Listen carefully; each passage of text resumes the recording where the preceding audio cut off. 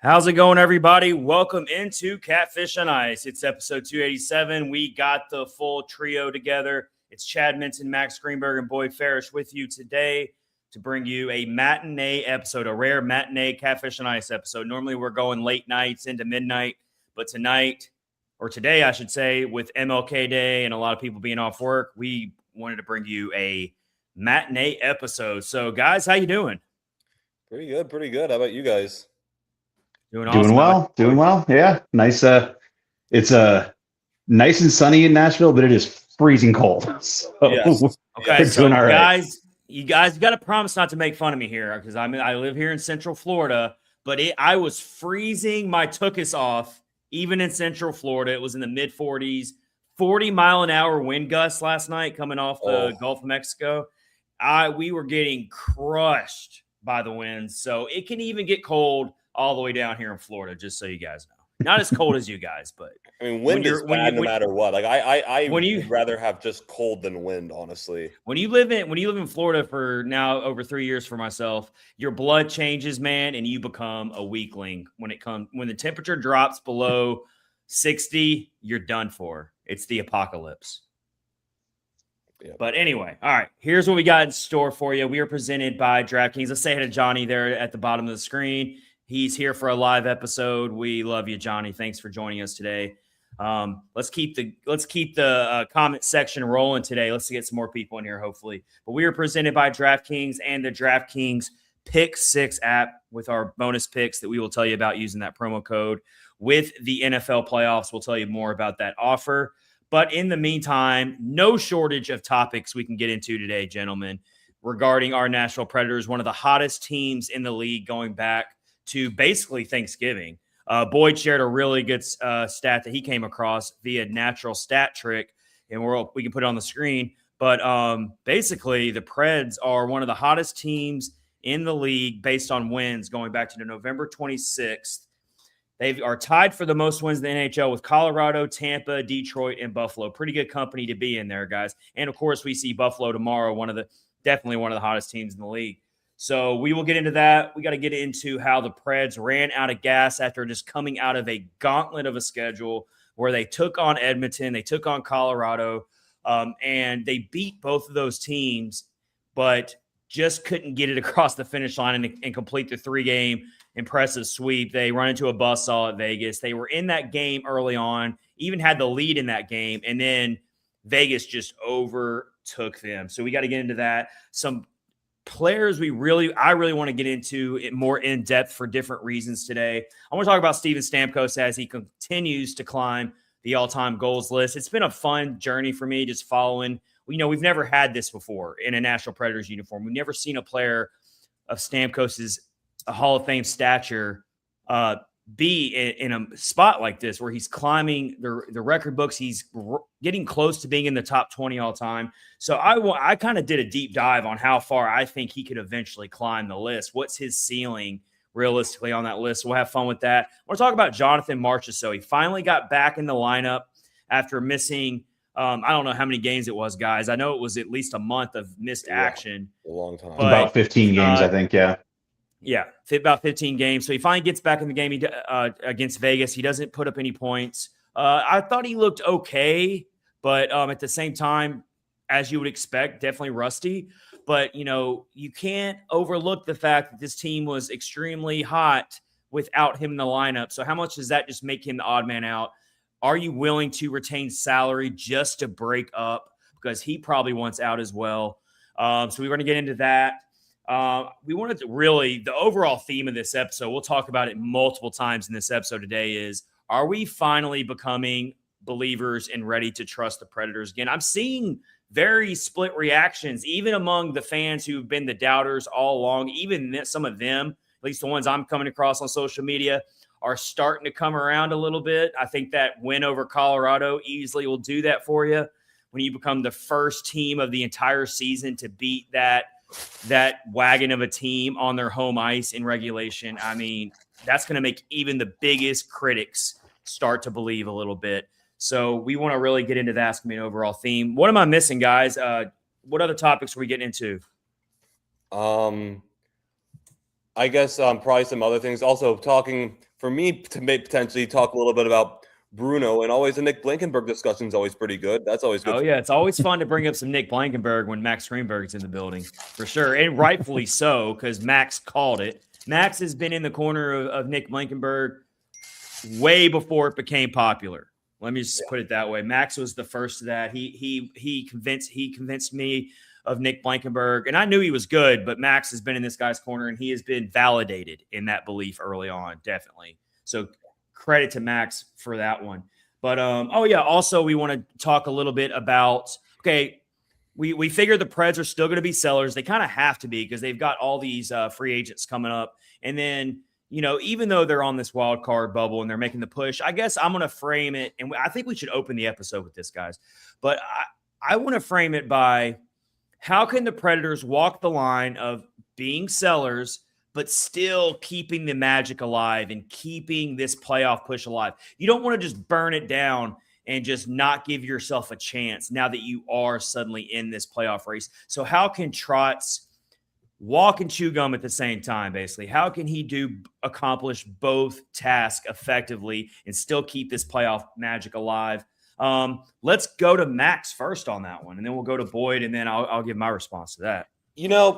That question right there is honestly something I've very much been taking day by day till the deadline approaches, because we're still over a month and a half out, really closer to 2. So there's still time to decide, what ends up happening, between now and the deadline.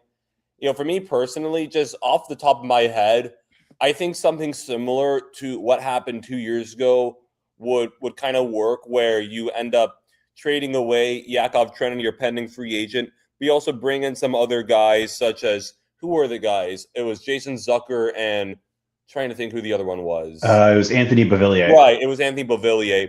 And overall, in that deadline, the Preds ended up with a net gain of assets, because essentially after those trades happened, it was like we had traded a 5th and a 6th rounder for a 3rd rounder, which is about what you want. So if that happens again, where you kind of trade your, or maybe just trade your lower end of the roster guys to have some prospects be called up, I think that makes sense. Where it gets really tricky though, and I don't know how Chad and Boyd you're going to feel about this, is the two guys who kind of, and I'm not talking about like a guy like Ryan O'Reilly. At this point, with a guy like Ryan O'Reilly, I'm like, unless you get an offer that just blows you away, you're keeping Ryan O'Reilly through next year. You do not have to trade him. You do not have to be out here. We can definitely get into that. We can definitely talk more about that. You do not have to be out. Same with Stamkos or any of these high-level contributors. We don't have to be in.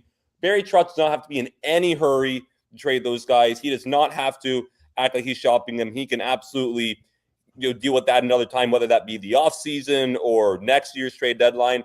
But where it really gets tricky is the two guys who this whole discussion kind of centers around, and that's Michael Bunting and Eric Halla, because there are two guys who have absolutely been key contributors, maybe not like the top level of contributors, but they've absolutely made differences for this year. And, in a perfect world, you could trade them and still, get like some younger prospect that could still contribute now and some picks. How is that realistically possible? I don't really know. That's where it really begins stuff. Like I ultimately think my answer to that question is, ideally you do something similar to what you did 2 years ago. How possible is that if you want to also trade Michael Bunting and Eric Halla? That I don't know the answer to at this point. Go ahead, Boyd, with your response to that. Yeah, I mean, I think you hear it pretty often from teams that are maybe a little higher in the standings than was expected or anticipated, that the general manager wants to reward the players, so to speak. Right. He wants to give them a chance to, they're in the mix. You give them a chance to be in the mix. You can always decide to, sell off, if they start to fall back down.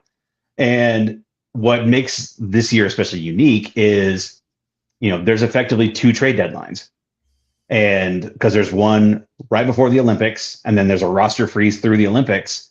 When they come back from the Olympics, I think they have 9 or 10 days until the actual trade deadline. 5 games, and it's 5. Yeah. I know they play in 5 games. I think they play the day before the trade deadline, but I think they have 5 games coming out And of the teams that Olympic already break. started to make trades. Vancouver just made a trade minutes before Mhm. this episode with Preds legend Kiefer Sherwood. Exactly. Yeah. Going to San Jose. What a time to be alive for the San Jose Sharks. I know, right?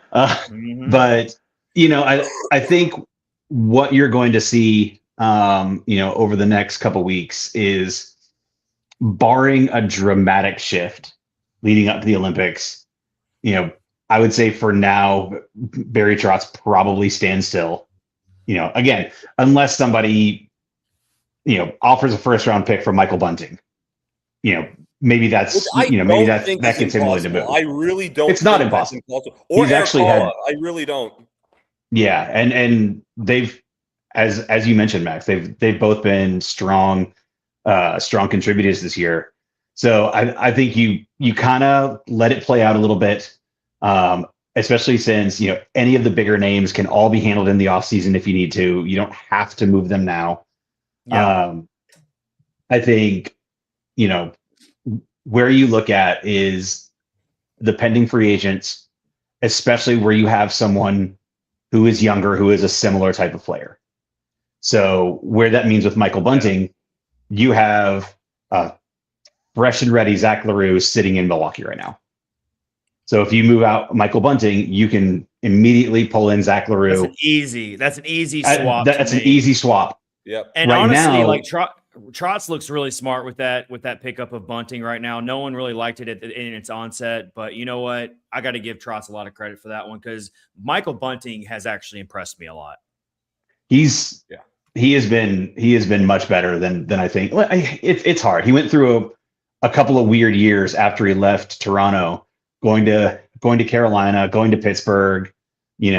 Probably was in a bit of square peg round hole with some of those teams, but his style really fits with the type of game that Nashville is currently playing. Mm-hmm. So he's I don't think it would make any sense to extend him. So I think he probably should get traded just for the asset management side of it.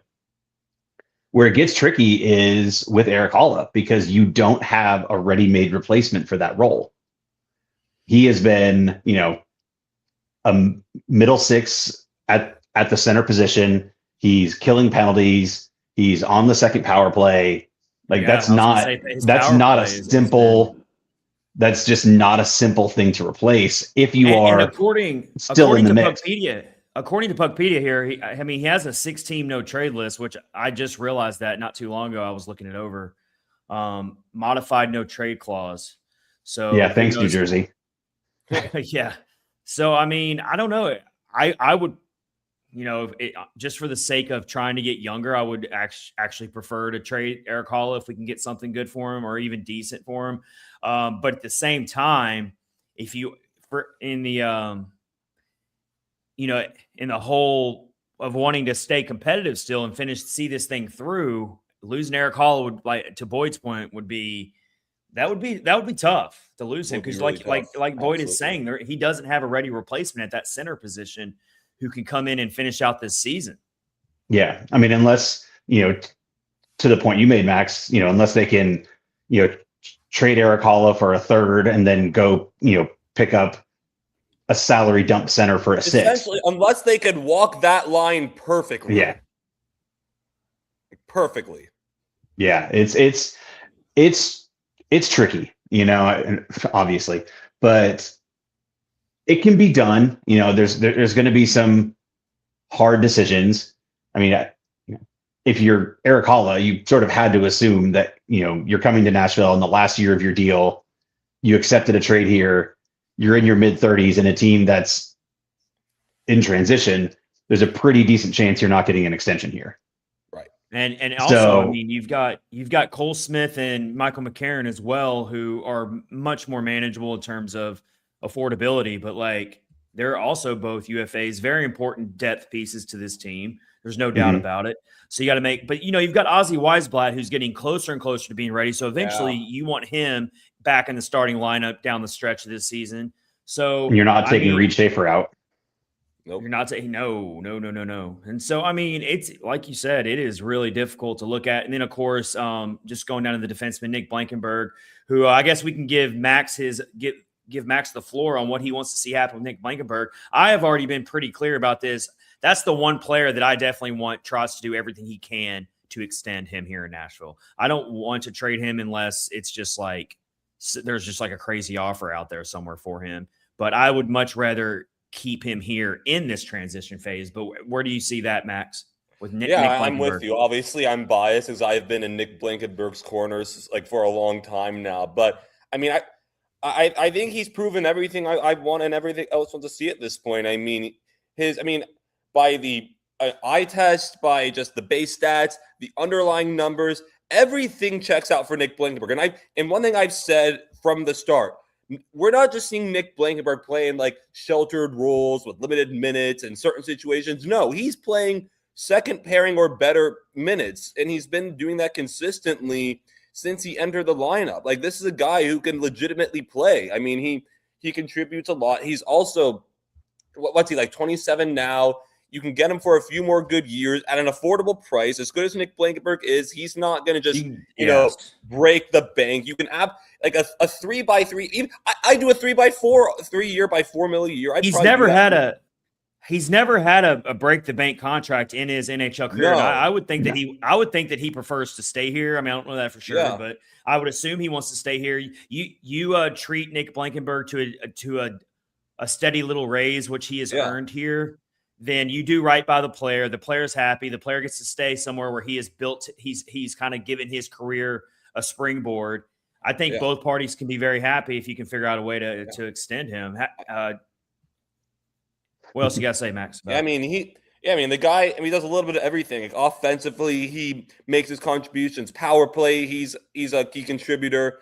Like, even he still makes plays defensively. Like, I remember Boyd said the other night in the game against Edmonton, he locked up Connor McDavid. Like you said, Boyd, you're saying what you said, like 90s Gary Payton out there. I know it's different sport, but we're not even overselling it here.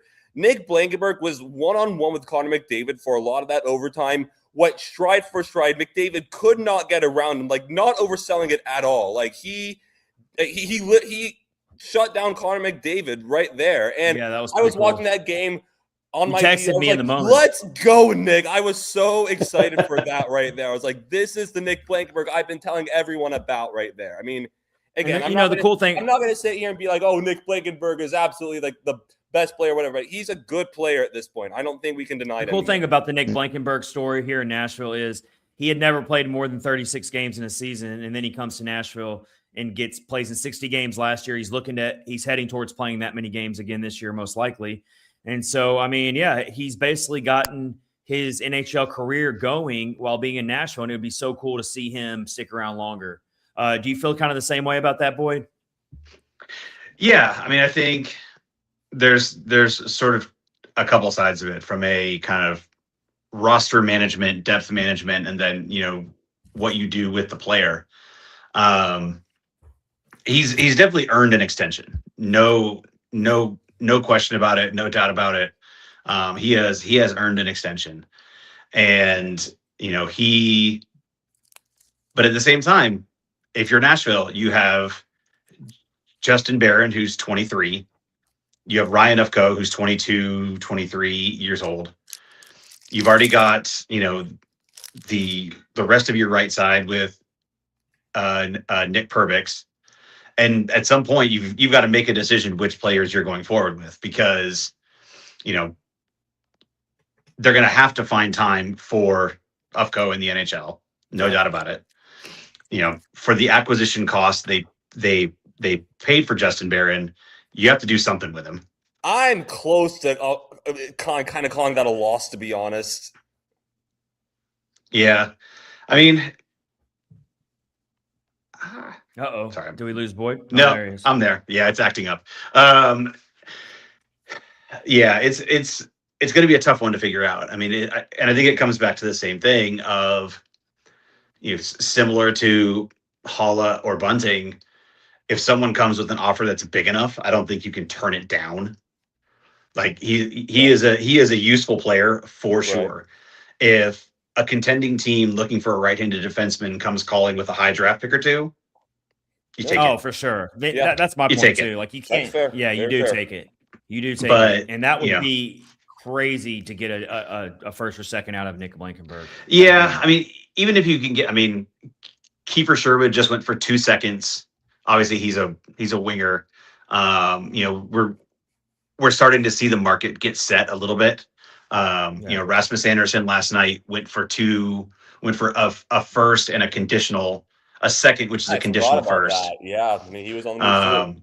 Yeah, so you know, you're starting to see the market get set for some of these players. You know, and I think for Barry Trotz, he's just going to have to decide what is the cost he's willing to accept. You know, where's that line?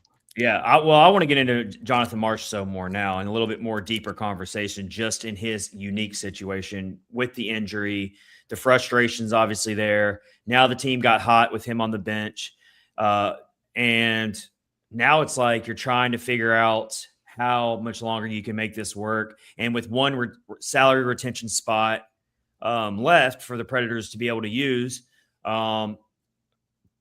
if that's what it takes to get Marchessault out of here, I almost would take it.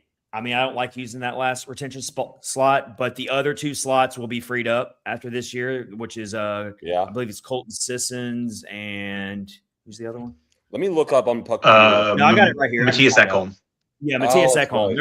They both come as well. Yeah, he is. Yes, they both. Yeah, they retained like $250,000 on Ekholm. Yes. Yeah, why they both come off the books this year. They both come off the books after this season. Yeah, I'm with you. I don't think it's the end of the world if you got to retain a little bit of that $5.5 million for just to get this done. I don't know if you're going to be able to trade Marchessault without retaining. And maybe an even bigger hurdle, honestly. And I don't know how much of this has changed because this is mainly something I heard last offseason. It's been like 7-8 months since. But like apparently Marchessault is very picky about where he'd be traded to. And apparently one of the things that came out is his criteria is either like go close to home or which people talk about like Toronto and Montreal a little bit. But another thing he talked about too, another thing he talked about too apparently was he wants to go, if it's not somewhere that's close to home, it's somewhere with like friendly tax no tax right, with like kind of like how Tennessee has it. I saw someone float out like Anaheim. I'm like, well, if the tax thing is means anything, he will not be going to California. Maybe he goes to Dallas. Maybe he goes to Dallas. Right. So that makes sense. So I mean, Dallas is in a world of hurt. Look, Dallas. Luckily, they built themselves a nice little cushion early in the season. But you want to look at Dallas. They're 2-6-2 in their last 10. Yeah, they're really struggling. Look like this. It doesn't mean they can't break their way out of it and be a threat in the Stanley Cup playoffs. I still think they can be, but they're just really going through it right now. I would totally do business with Dallas if they want to look at Marchessault. Yeah, and we'll retain some salary. I mean, the other one where I think Marchessault would be a perfect fit. Ironically, I'm not going to say Florida because he's not going back to Florida, but he would be a perfect fit with Tampa, with the type of game that they play going into the playoffs. He would fit right in with that group of, kind of smaller, hard-nosed wingers, all who could skate, all who were fast, all can score. I think he'd fit there. I'm sure the cap would be an absolute nightmare to figure out, but that's what I'm actually looking at now. I don't know if Tampa has anything in the world of assets either. Yeah, I'm looking at current cap space right now, according to Puckpedia. And wow, Montreal current cap space $86,000. I mean, so they're definitely the lowest team in the whole league when it comes to current cap space. But Tampa is all the way. They're not. I mean, they only got 2.29 million. I mean, a lot of teams don't have a lot right now because you're in the middle of the season. But like, going a little bit higher here. In terms of trying to find a fit for Marchessault, Anaheim's got 24.16 million current cap space. How about a team like Detroit? I mean, Detroit could use Marchessault. But yeah, like going more in the middle of the league, a lot of these teams don't have a lot to spend right now. Dallas has only got 3.27 million. So that just goes right back to kind of my initial point. I just think you're going to have to retain salary to move on from Marchessault. Yeah, absolutely. And he's the odd man. I hate to say it. It's not just to his own fault. He can't help that he got hurt. But he's the odd man out. He really is. They tried he could still do some great things for you, but Nashville has already proven over a pretty good sample size now that they can remain competitive without Marchessault. I don't think the same could be true if we were talking about Steven Stamkos or definitely not Ryan O'Reilly. No. There's a lot of players who it's we trade them. It's going to be a serious damper on our playoff hopes. No offense to Jonathan Marchessault. It wouldn't surprise me at all if he goes to a contender and scores a couple big playoff goals for them possibly. The guy's still an outstanding, great player in this league who can score clutch goals. It just sometimes it's not a match, and it's clearly not a match here in Nashville. So if you can make it work with him and you can find the right fit, I say you go for it and we move on. Yes. Yeah, I think the other part of that potentially is, if you do move a guy like Michael Bunting, again, because of the amount of term left, you don't have to deal with Marchessault right now. It made a little bit of sense made a lot of sense earlier in the year when, dragging the bottom of the standings again, to go ahead and start making your moves and working towards the future really purposefully. But you also think about it this way: if you're still in a push for a playoff spot, even somewhere close to it, and you move on from someone like Michael Bunting, that now opens up a spot in the lineup for Marchessault in a playoff race where, again, you're not carrying quite as much burden on a guy like Matthew Wood, who is, shown very well, but that's a lot to ask of young players. It gives a little bit of a buffer. And then, you can always deal with it in the offseason where the way I look, there's a little more time. Teams have more cap space, so you're less likely to have to retain. And, and hopefully at that point, Marchessault has a strong run, to close out the season, and your options in the offseason are that much greater. Yeah. Where I'm at with it, trading Michael Bunting, no brainer. I would like to trade Erik Haula as well. I know that would hurt us. But again, I think we still got to think about the transition here. We still got to think about okay, how much do we want to jeopardize the long-term transition plan just to most likely get beat in the first round? I understand that argument from that segment of the fan base. It's totally a fair argument to have here. But at the same, you're walking a fine line, as we keep coming back to. But Bunting, I think you can do good on. I would try to trade Michael McCarron, honestly, if I could. I'm just trying to think of ways to sell, but also keep the competitive thing moving. And I'm also thinking about Ozzy Weisblatt. That's why Marchessault makes so much sense to trade, because Ozzy Weisblatt can move in. He's getting close to being healthy. So that opens up a spot for him, which you totally want to get him back in the lineup when he's healthy. And then, of course, Matthew Wood and Reed Schaefer have already proven that they belong in this lineup and shouldn't be taken out. And they're huge parts of the future. But again, that center position is super thin right now, so you don't really have anyone ready to come up and take those minutes. So that would make trading Michael McCarron hard, just like it is hard to trade Erik Haula. You're just so thin at that position in the prospect pool that in terms of readiness that – what do you do if you trade these guys post trade deadline? Especially if you're in the playoff race still. That's the dilemma that Trotz has right now. And it's going to be fascinating to watch how he handles this. This is a tall task that he is up against. And it also makes you wonder, in his heart of hearts, how much does he believe in this team?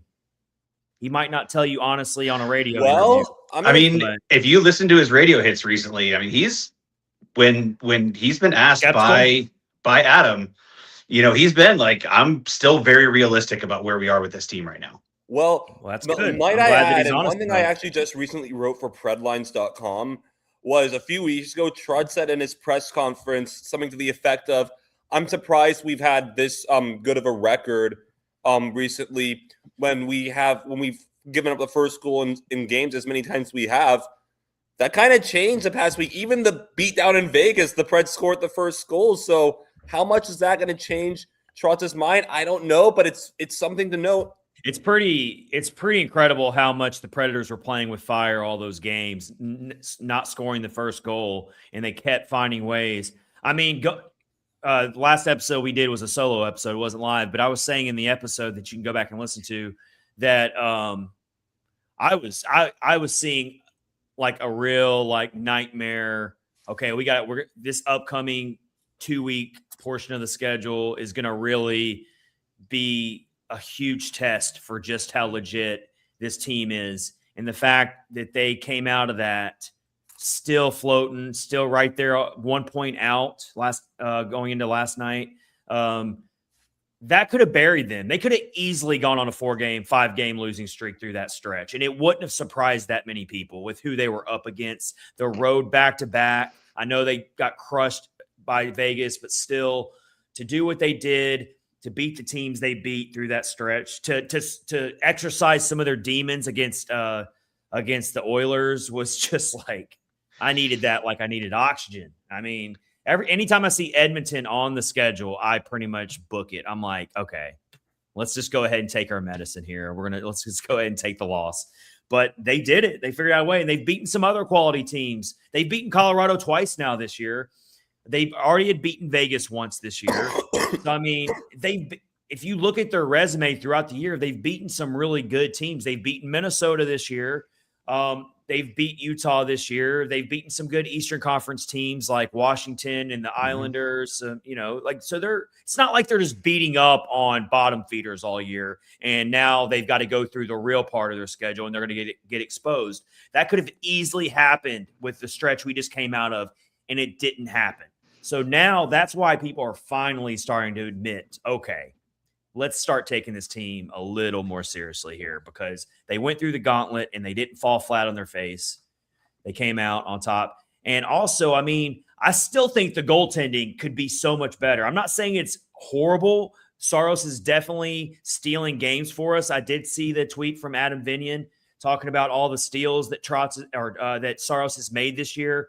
You know, they call it a steal based on goal save above expected and all those analytics. And Saros has stolen a lot of games for the Preds this year. But I hold Saros to such a high pedestal. I think he has another gear in him. And if he gets into that top level gear, then the Preds absolutely have a great chance to be one of the 2 wildcard teams if he can really find that gear, because his save percentage is still below 90 this late in the season. So, you know. Yeah, I mean, a bit of a grain of salt on that is the league average save percentage is like 896. Wow. I have seen that. Yeah, that the whole league's save percentage is down this year. There's a lot of goalies he's still below 3.0 goals against average, which is really the more important part. Are you letting goals in?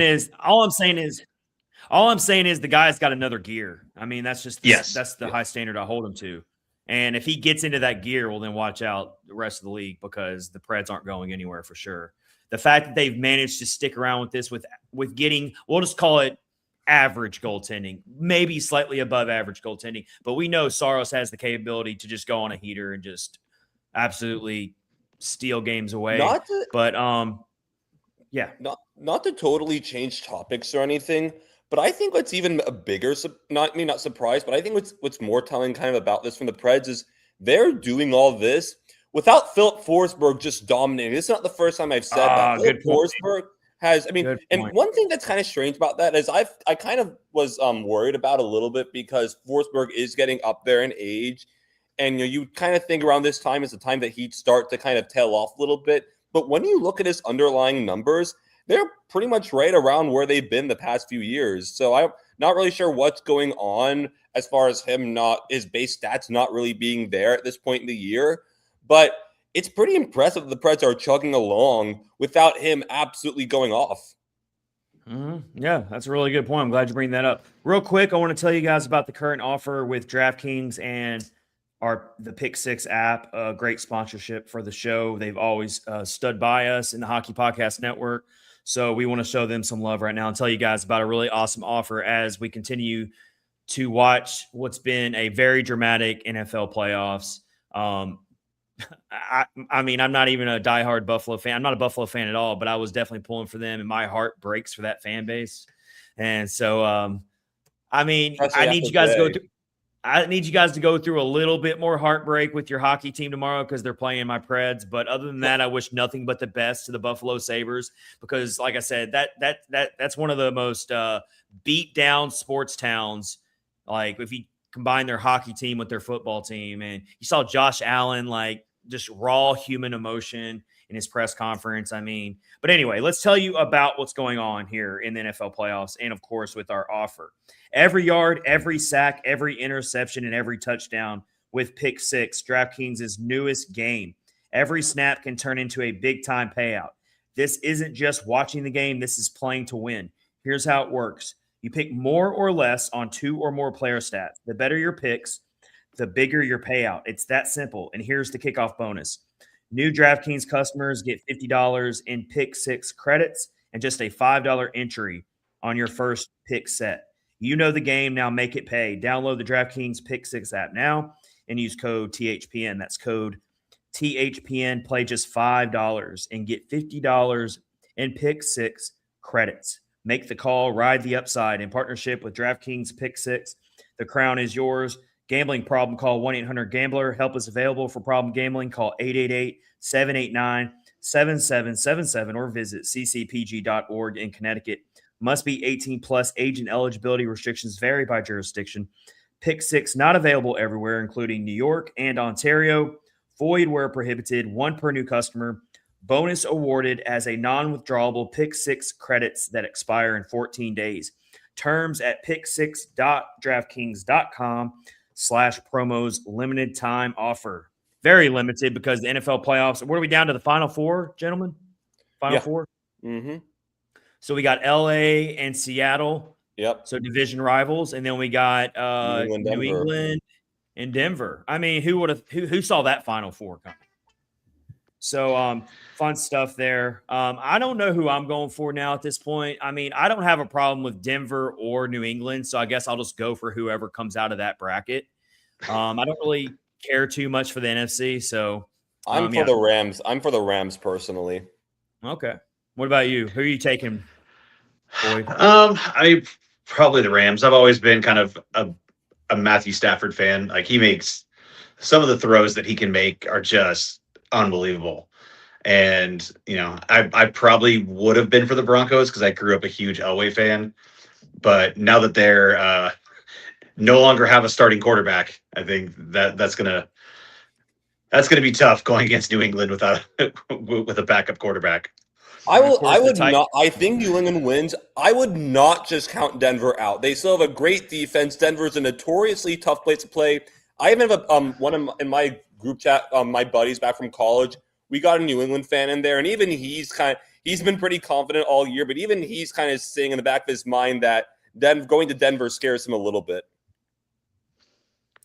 Yeah, I mean that you are not wrong. The Broncos defense is absolutely legit.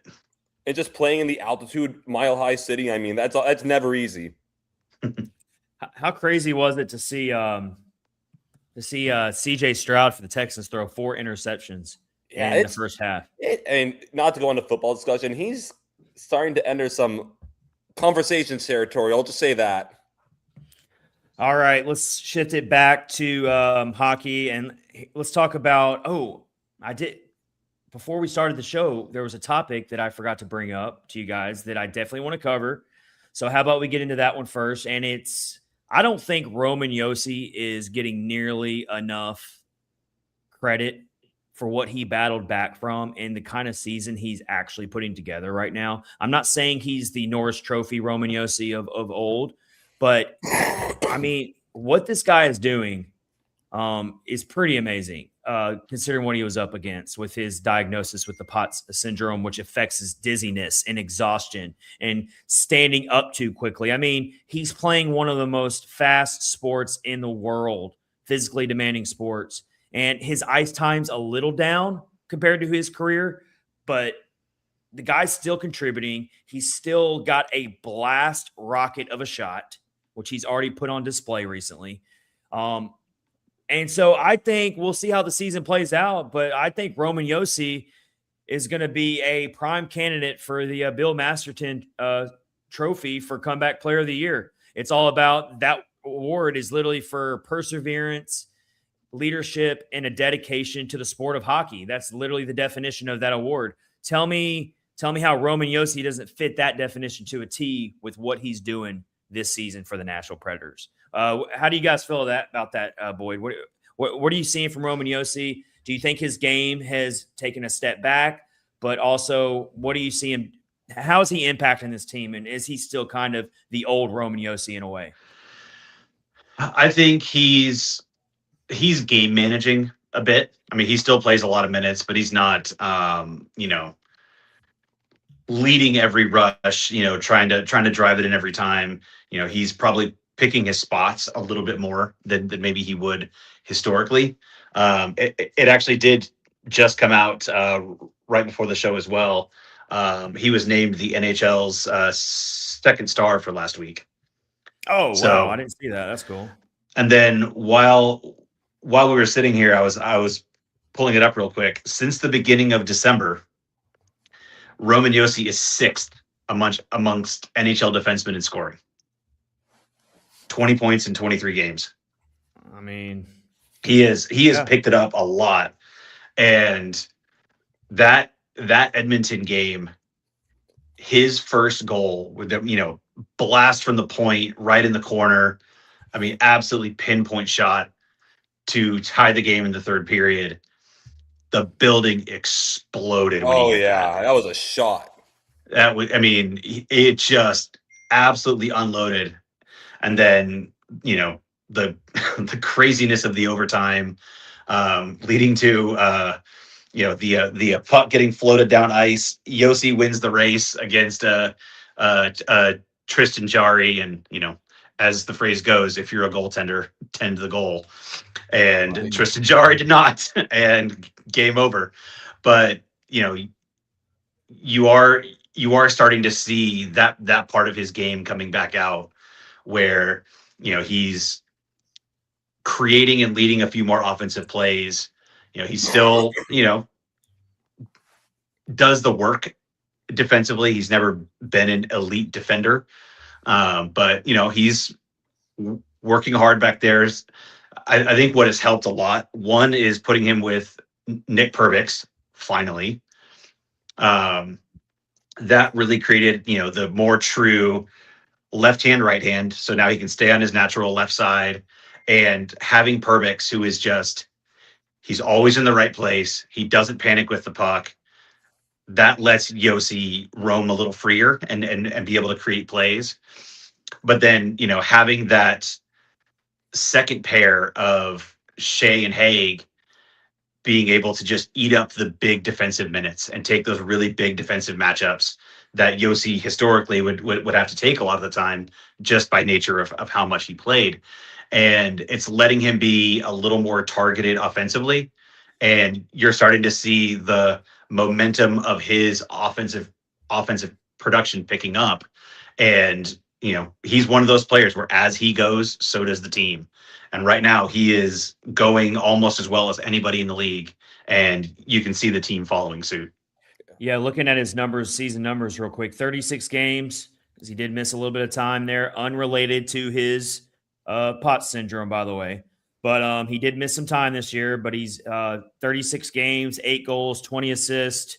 So 23-18. I didn't realize it was quite that high.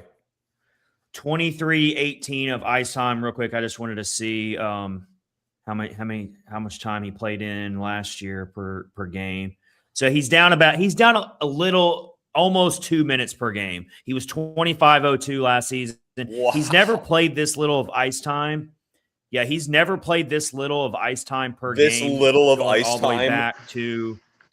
that's crazy. I'm just calling it. He's always been. You literally have to go right. It just speaks to what he's done. You literally have to go back to his second year in the league.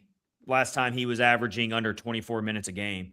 So the fact that he is still putting up these efficient offensive numbers, despite game managing more, despite playing almost 2 minutes less of ice time. That's a lot of time of not being on the ice per game. For him to manage to still be this efficient with his offensive production, which, like, Boyd's not breaking any news here, but it bears repeating. He's never been known as an elite defender. He's always been an offensive transition defenseman.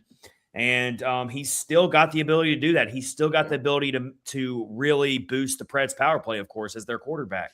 So I don't know. I want to see how I don't want to jinx the guy, but if he stays on this efficiency, then I don't see how he doesn't possibly win that award this year. I haven't looked at every roster. I haven't looked at every roster. I'm sure there's other quality candidates out there. If I wanted to really do a deep dive and find other comeback player candidates, I'm sure there's plenty of other good ones you can make an argument for. But just since I cover the Predators, I just could not overlook that. And honestly, I'm guilty of it. Up until when I really came up with this possible article idea, I didn't realize how efficient of a season he's actually having. I mean, 28 points in 36 games. I mean, he used to be an easy walking point per game close to type of defenseman, but like being where he's at this stage in his career and the offseason he just came from, where we didn't even know if possibly he was going to be pushed into early retirement. I was worried about that. So I just think it's a really cool, awesome story. It's an underlying cool story on a team that is full of really great comeback stories this year. He plays game 1,000 on Thursday. Oh, yes.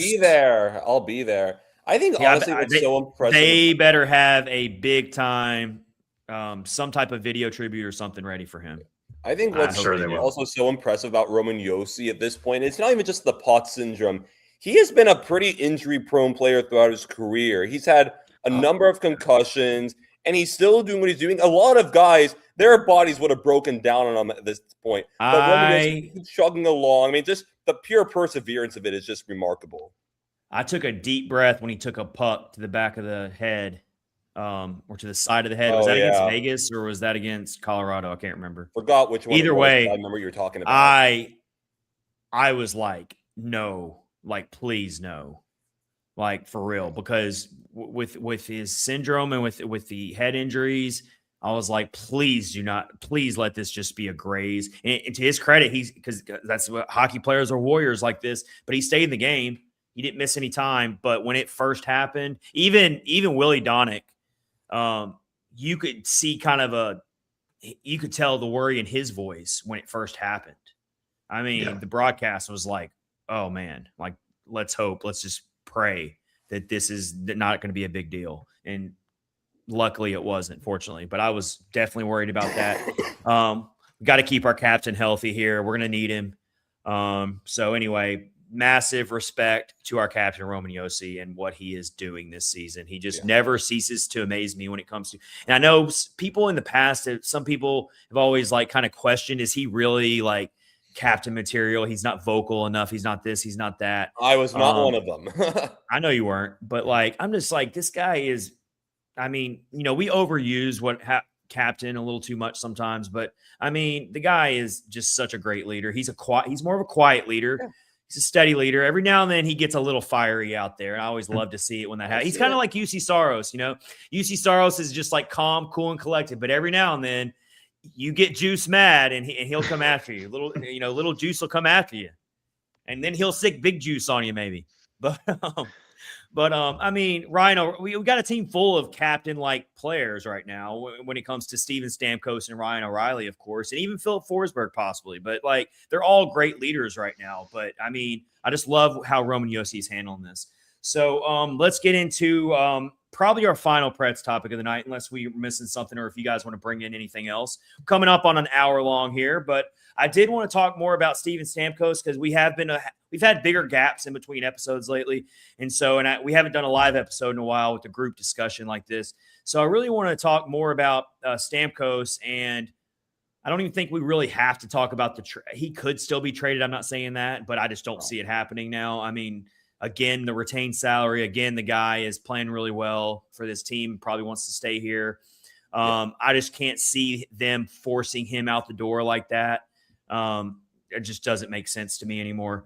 But I do want to talk about how much longer can he keep climbing the goals list, I did do a deep dive article on it where I was like kind of like predicting, okay, how much longer can he stay this efficient? How much longer can he average 20 goals per season maybe? Or maybe he's going to take a little bit of a step back in his final year and he'll maybe only score 15 goals that year. But I was trying to do the math, and here's kind of the number I came up with. Let me pull it up. But guys, I think I had him finishing, if he averages around 15 to 20 goals per year, or maybe 25, even based on how he finishes this year, if he can stay hot, he could definitely finish well into the top 20 and maybe even top 15. But I think top 15 was my ceiling realistically. And let me pull that up real quick so I can actually have those actual players who he would be passing and who he would maybe finish around.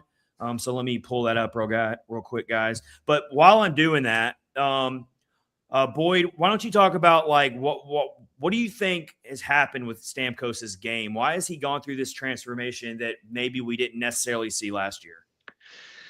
Well, I mean, I think there's a couple things. There's the personal side of it, of just feeling more comfortable where he is, having more time with a coach and understanding, more ability to kind of have a back and forth about how to work together. He's definitely evolved his game in some sense of, I mean, you look at his 4-goal game against St. Louis. I think every one of those every one of those goals was within 5 feet of the net. Yeah. A lot of his goals. So he's been working his way, getting more towards the net. And what that's now doing is it's starting to open up more of the shots. So, I forget which game it was. It was the Washington game where they were on the power play. It got passed back out to Josi. Josi moved it to the other side to Forsberg, who did his sort of wheel in that he does from the right side. And then as Forsberg wheeled in, the defense collapsed, moved it over to Stamkos, just like he's done so many times. And it's him spending other parts of the game not being in that spot that is making that spot more open. And the more that, he keeps playing that way, more of those easy goals will start to come to him. I mean, and you think about, if last year being such a down year where, he didn't shoot nearly as much, just the emphasis on driving play really wasn't there. He still scored 27 goals. And, just over this past week, he now hit 20 for this year.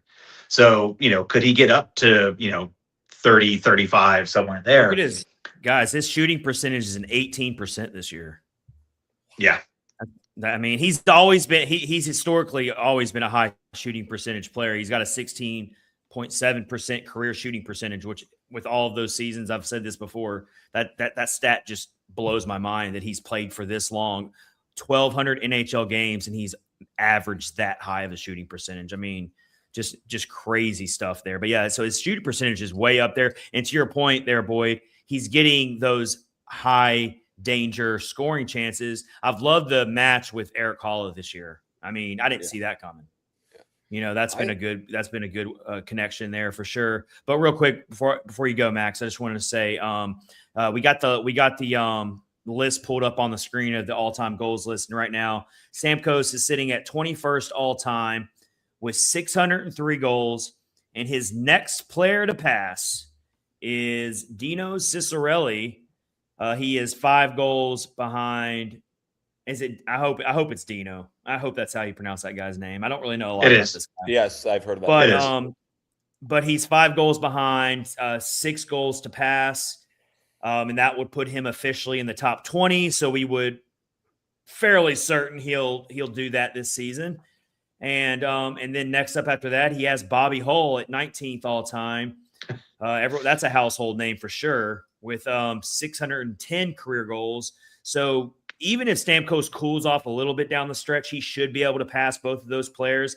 Then we're looking most likely, unless he just really goes on a heater, we're most likely looking into next season before he makes his next passes, which would be Jerome McGinley, another household name, and Joe Sakic. But to the point of this discussion real quick, Max, how high do you think Stamkos can climb And do you think he finishes his career actually in a Preds uniform, or do you think he eventually makes this climb up the list on another team, whether that's next year or whatever? Well, it's hard for me to speak to, as far as as far as the all-time list, if he can climb that. As far as the remainder of this year, I actually am pretty optimistic that he can keep it going. And, we've obviously seen, and I kind of point to these three things as, I've gone through this episode. Obviously, the base stats have been absolutely there with Stamkos on fire, scoring a ton of goals, up there with the league leaders in goals, absolutely, since the Preds turnaround this year.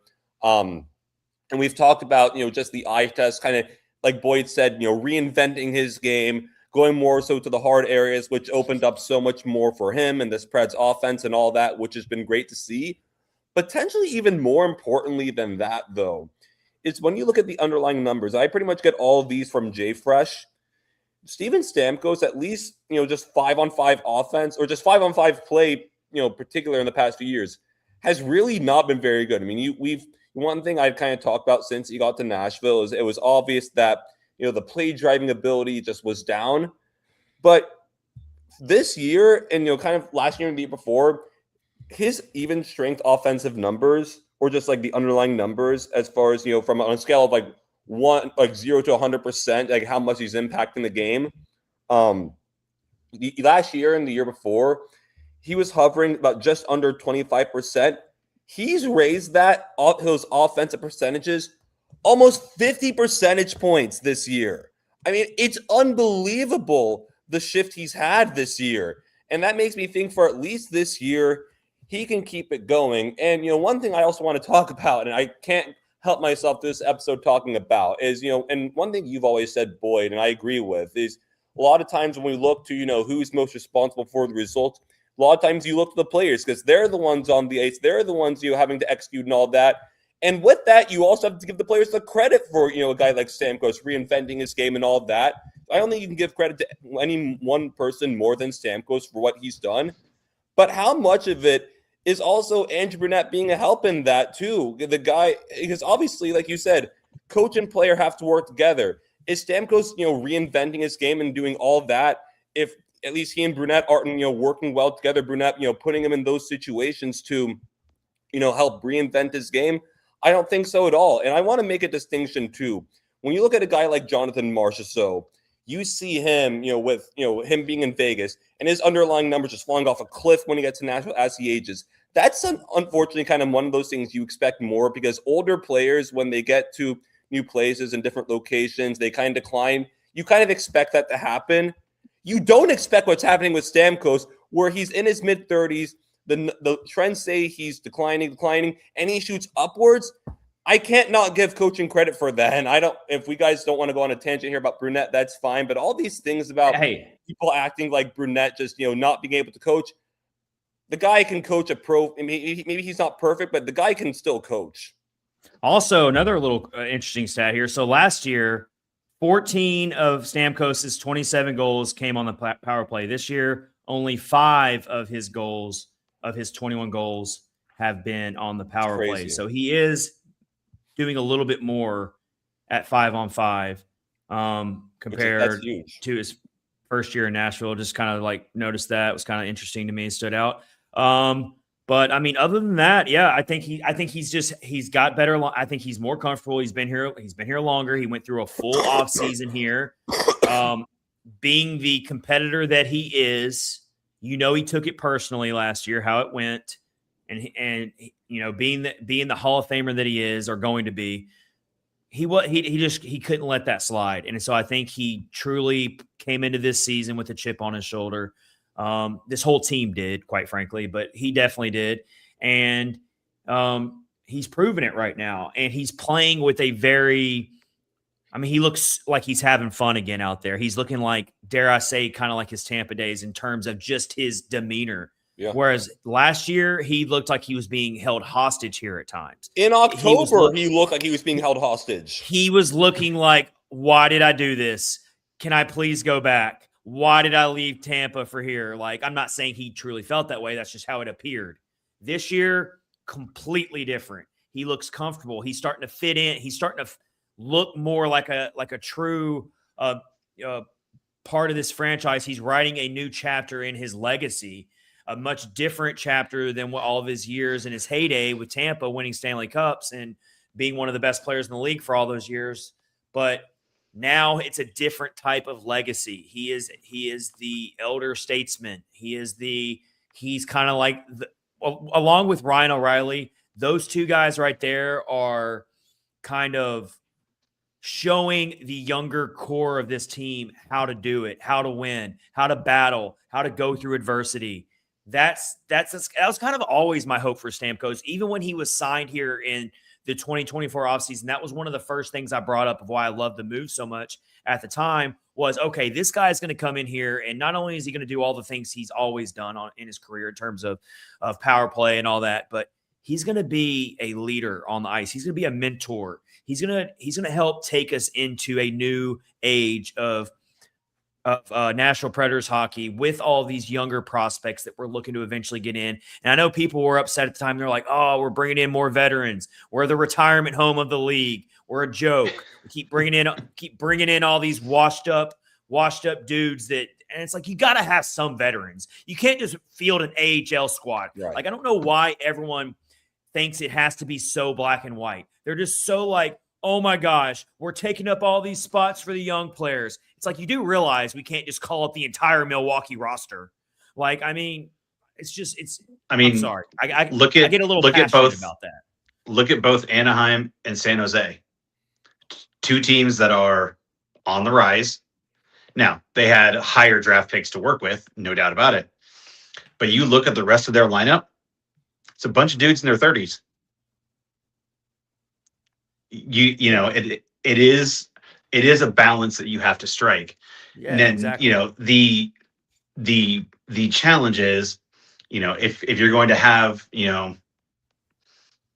veteran players, you've got to have the type of younger players coming up that can replace that production.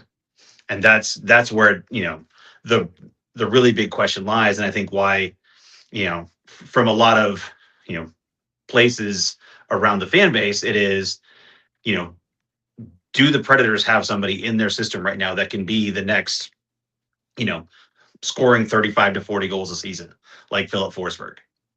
That's the hard part. And that's why, you see the push for get the highest amount of talent possible out of the draft from the highest pick possible, because that's where those players typically come from. So, it is understood, but you are absolutely right, Chad. Like you've got to have players who can show young guys not just like how to conduct themselves on the ice, but what it means to produce. Because that's what eventually, you're looking for someone like Matthew Wood to be a 30-goal. Yeah. All right. Boyd froze, and he was getting ready to make a really awesome point. As always, that's when people freak. Oh, there you are. You're unfrozen. I was gonna say real quick also, I love the impact that Stamkos is making, and not just Stamkos, but also your other veterans. But I think, as you said there, Boyd, Stamkos is making, these veterans are making a positive impact on your Matthew Woods, your Ozzy Weisblatts.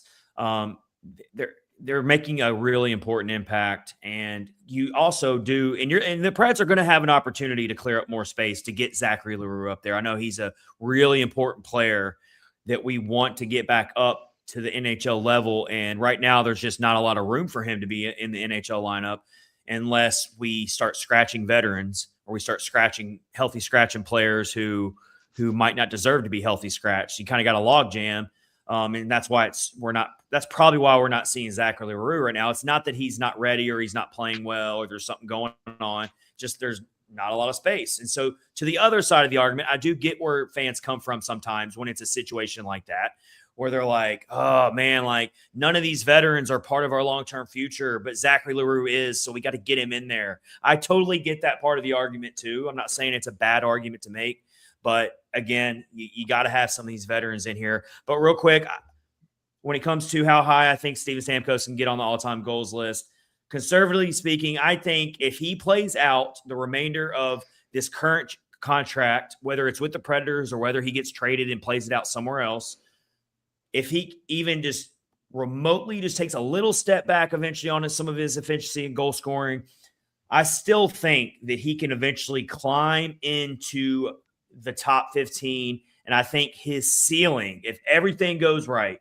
before he retires, I think he could eventually pass 656 goals, which is Brendan Shanahan. I think after that, the gaps get a lot wider to pass players up. After that, you've got Luke Robitaille, who's got 668 career goals. So you're asking for Stamkos to figure out a way to average, 20 goals per season, closer to 25 goals per season, depending on how he finishes off this current year. But after that, then you got Teemu Selanne up at 684, Mario Lemieux up at 690. That's another crazy part when I was looking at this goals list. Look at one of these things is not like the other when you look at this list. Look at all these players who play like well over 1,000 career games. And then you look at Mario Lemieux with 690 goals in only 915 career games. That is just insane efficiency. 690 goals in 915 games. Imagine where Mario Lemieux could have finished on the goals list if he actually would have played the same, closer to the same amount of games as some of these other guys who played 1,400 games, 1,500 games. That's another crazy little stat I came across when I was doing this. Well, and you were looking at, career shooting percentage. Mario Lemieux shot 19% for his career. 1 out of every 5 shots went in the goal. That is insane, dude. I've never seen that stat before. That's crazy. And then, of course, you got Alex Ovechkin, who continues to pad his lead as the all-time leading goal scorer for the NHL history with 917 career goals and counting. So, you've got Sidney. When it comes to active players, it's Alex Ovechkin, Sidney Crosby, and then it's Steven Stamkos. Sidney Crosby also is having a pretty good year. He's having another really great year. The guy just won't slow down. He sits at 651 career goals, and then you got Stamkos way down at 603. To get to the next active player, it's Evgeny Malkin with 524. That's a huge gap from Stamkos to Malkin when it comes to active players. And then you've got a younger crop of players who still have a lot of goals to go, but they'll eventually kind of be in this conversation. And that's when you start getting into, obviously, Connor McDavid. You've got guys like David Pastrnak. You've got guys like Nathan McKinnon. That's kind of the crop you start getting into later on that have a chance one day to hit 600 goals and climb higher. Austin Matthews, of course. So, that next generation is the guys we'll be watching in the next few years, who will probably like 3 or 4 years before they can get that high. But so it's just a fun exercise because we haven't gotten a chance to enjoy this as a Preds fans. We've never had a player like this on this team that piles up the goals like this. So, it's pretty fun to watch. I've enjoyed it. Absolutely. All right, gentlemen, I think we've covered everything. We're past the hour mark. We've had a really awesome live episode. Am I leaving out anything, guys, that was very pressing? Because if so, and if you guys got time, we can definitely hit on it. I know I'm kind of annoying about this. Do we want to have a quick Andrew Brunette discussion check-in? Oh, yeah, of course. In fact, we haven't really talked about Andrew Brunette that much since the Preds have been on this heater. We've kind of just left him off to the side. But, Max, I think we should maybe throw some love to Bruno's way. One of our first episodes of the regular season was basically, okay, how much longer can Andrew Brunette last with it going like this? And because there for a little bit, it was looking like the Preds might be even worse than last year. They were on pace early on there, and the signs they were showing, like we're in for another sub 70-point season probably. And to your credit again, Max, another win for you. You said, let's hold on, guys. Let's pump the brakes a little bit on the whole pitchfork scenario on Andrew Brunette. And you were very unpopular probably among a lot of people for going to bat for Bruno, but you stood tall. So Max, let's give you the floor on this. Do you feel vindicated about Bruno? Are you A little bit. convinced of Bruno, or how do you feel about it? I just want to address a lot of the things, about Brunette people were saying. Basically, it's like, oh, the guy can't lead, players to quit on him. He can't, he can't develop talent. Like, he can't get talent to mesh together, all this and that. Let me just, I want to start first with the whole, what was I going to try and say? The whole thing with, the not being able to lead and the players and, not being able to motivate his guys and all that, the team quitting on him. The Preds, since Andrew Brunette has taken over, obviously we have this winning streak this year. In his first year, there was a stretch of play where the Preds won 13 to 16 games after starting really poorly. That same year, they go on to win, they have the 18-game point streak that everyone still talks about to this day. Last year, they didn't have a ton. But even still last year, I'm sure you guys all remember after one of the games in March where the team looked really bad. Ryan O'Reilly, too, had one of his whole down on himself pressers where he's like, I have no right to be mad right now. And Andrew Brunette himself goes to the media and is like, look, he's like, I know we're in a bad spot, but we are playing right now like we don't really care. Like, we're not taking pride in what we're doing here. I just want these guys to take some joy in playing this game. I know it's tough, but at the end of the day, these guys are professional hockey players who are making a lot of money. They're living out their dream. These guys, he's like, I'm begging for these guys to just show a little pride, just show with a little bit of love of what you're doing. They go the next game, they win 5-2. If this is a guy who just had completely lost the locker room, who the players have quit on, all that, none of those things I just mentioned, even just the one game, would not be happening. Because even still, a lot of people will point to what Jonathan Marchessault said last year at the end of the year, kind of criticizing the system, lack of adjustment, all that. Say what you will, but you have a lot of, now not everyone's the same player, but you have a lot of the same roster from last year, and they're still buying in. I mean, they must be if they've gotten to where they've gotten. To that point.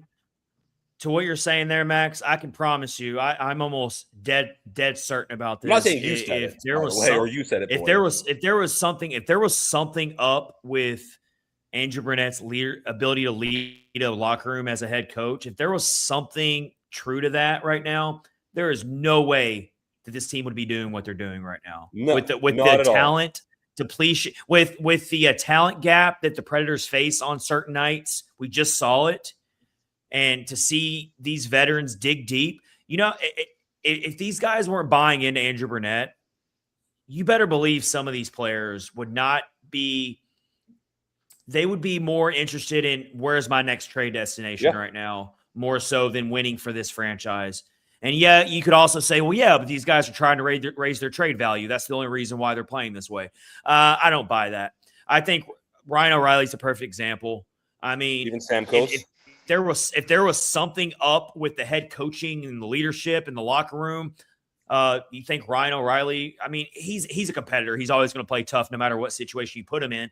But I'm just saying, you can tell he wants to stay here and he wants to see it through. How about Michael McCarron? He did a post-game interview that I watched on the FanDuel Sports Network. It happened sometime this past week. It went around the social media airwaves, basically saying, yeah, we're playing to win, to push off this sell-off because we believe in each other. We believe in ourselves, basically what he said. Yeah. I mean, if this locker room was fractured, job. That's what they should be doing. But if this locker room was fractured, or if there was something going on and Andrew Brunette was losing the locker room, I don't think it would be as chippery and as happy and they, you know what I mean? That's kind of my point. I'm not saying that he is the perfect long-term head coach, and we got to see how this season ends first. We got to see how this season ends. We got to see. There's still a lot of games left. There's still a big sample size. We got to wait to see before I come down truly on how I feel about Brunette. I don't even want to fully commit to Brunette next season. I really don't just yet, because I got to see how the Predators finish this thing out, before I really truly commit myself to Andrew Brunette next season. But I would probably say, yeah, he's safe. No matter what happens the rest of the way, he's probably safe going into next year. Yeah, and I also want to point out, and I didn't touch yet on the whole thing about people criticize him for not developing talent, not getting players to play all much together. Well, let me point out a few things. Luke Evangelista, development, consistent development. Matthew Wood, I know he's kind of tailed off, but even just getting the start of the year we had of them, that said something. There's someone who also has played well. Nick Blankenberg, I've talked a lot about him. Gus Nyquist, first year here. I mean, even Ryan O'Reilly this year, even Steven Stamkos this year. I mean, you're seeing guys who are coming in and, even some of the young guys too, who are ascending their game. And also like Adam Wilsby too, a guy coming in and still playing pretty well. Nick Perbix is kind of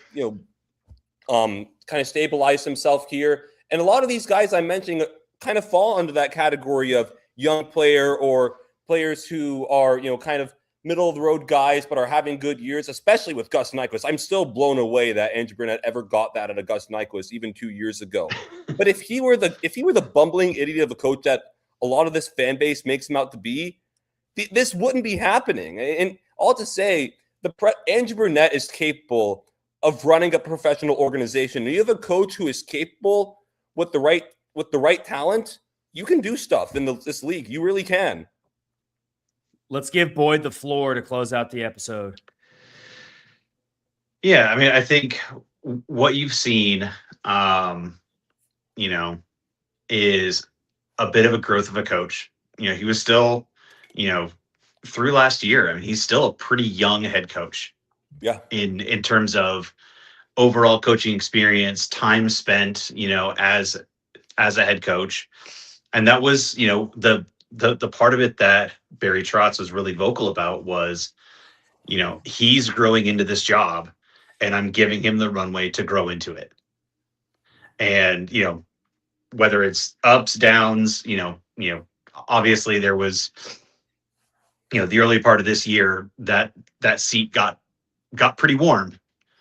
But, it's a case of, Barry Trotz stood by the person that he knows and, gave him the chance to work through some of the negative things that were taking place, make some adjustments.